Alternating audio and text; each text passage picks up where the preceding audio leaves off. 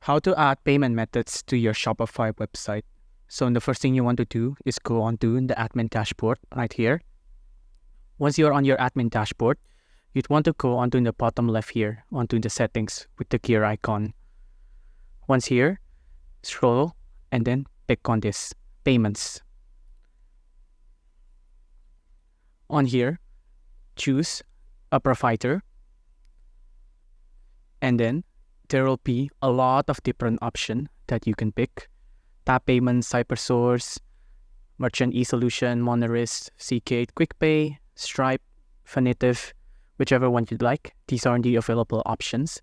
For the example here, I'm going to add this, ATN Payments.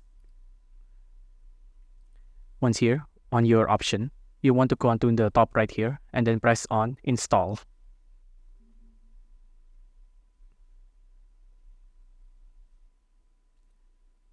You'll be taken onto this page. You can see what kind of things it has access to. It can view personal data, and you can also view and edit store data. Once you're happy with the agreement, let's just press on Install.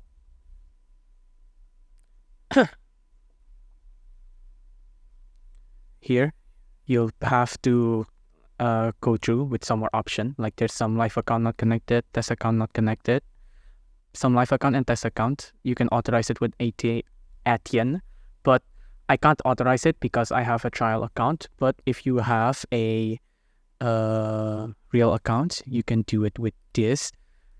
If you have like an actual subscription on your website, you just type in your username here. But since I'm just using a trial account, this won't work. So make sure that your website is actually live and you have a subscription in Shopify. But other than that, that is how you add payment methods in Shopify. The steps may vary from providers to providers, but all of the general steps should be mostly the same.